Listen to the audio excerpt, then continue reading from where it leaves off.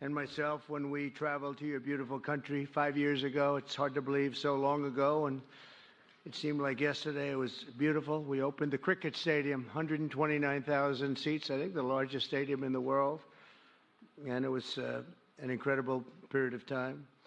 There is truly a special bond between the United States and India, and the world's oldest democracy and the world's largest democracy, and I believe the world's largest country in terms of the numbers of people. And today the Prime Minister and I are announcing a framework to strengthen those ties even further economically, and the U.S.-India Compact for the 21st century is a historic initiative.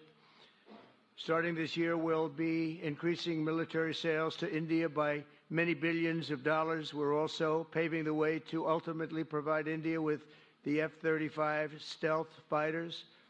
In 2017, my administration revived and reinvigorated the Quad security partnership. In our meeting today, the Prime Minister and I reaffirmed that strong cooperation among the United States, India, Australia, and Japan, and it's crucial really to maintaining peace and prosperity, tranquility, even in the Indo-Pacific.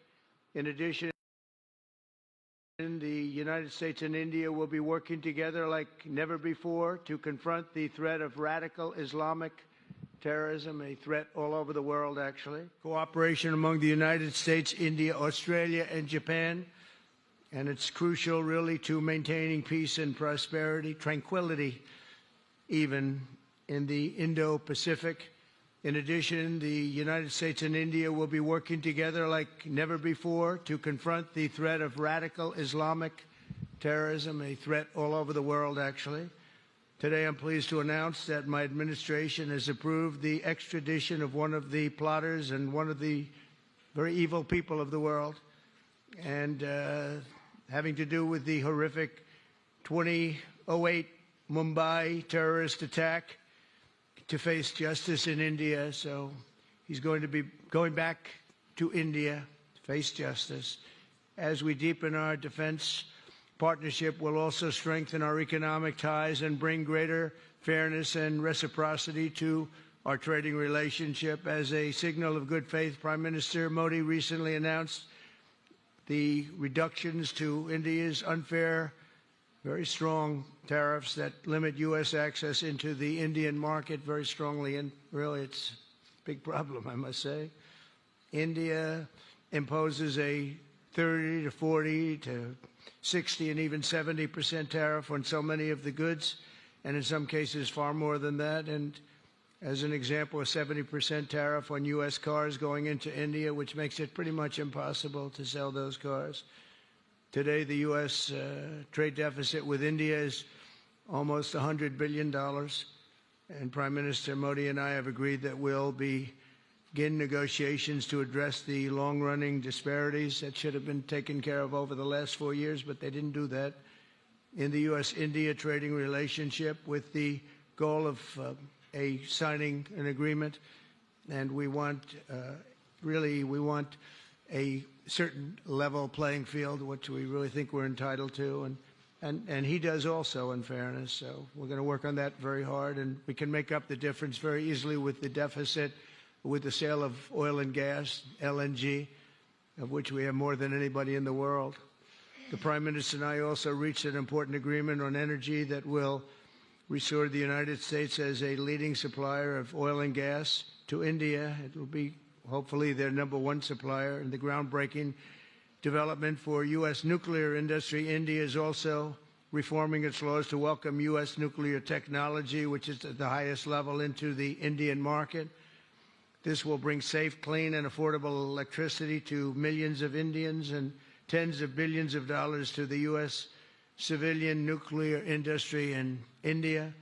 And under the framework we are announcing today, the United States and India are also joining forces to ensure that artificial intelligence and other advanced technologies are developed by the two of the most, really two of the most advanced nations, intellectually and otherwise technologically. Anywhere in the world, there's nobody very much closer. We have an incredible relationship there, and those are This is where it seems to be heading. And artificial intelligence, a very complex subject, but it seems to be where people want to be and they want to go. And we're leading right now by a lot, but other people will try to catch us. I don't know if they're going to be able to. We're going to make it available. We're going to make tremendous amounts of electricity available. We're going to let the people that are buying the electricity make their own electric plants, electric generation plants. And we've never done this in our country, but we're going to get it done very quickly. Lee Zeldin and his group are going to get the approvals in very rapid form.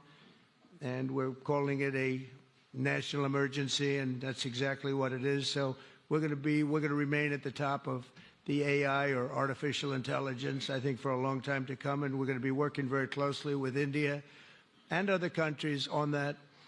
But right now, we're the leader by quite a bit. Finally, we agreed to work together to help build one of the greatest trade routes in all of history.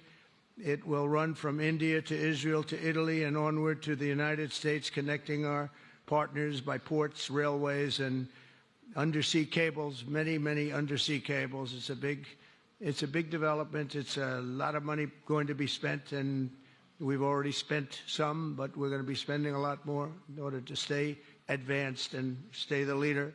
I'm pleased to report that with today's announcements, the friendship between the United States and India is the strongest I believe it's ever been. I think our relationship is the best it's ever been between two leaders of the two countries, and it's an honor to say that. I'd like to now invite the Prime Minister to say a few words, and then we'll take some questions, and we appreciate you all being here. Thank you very much.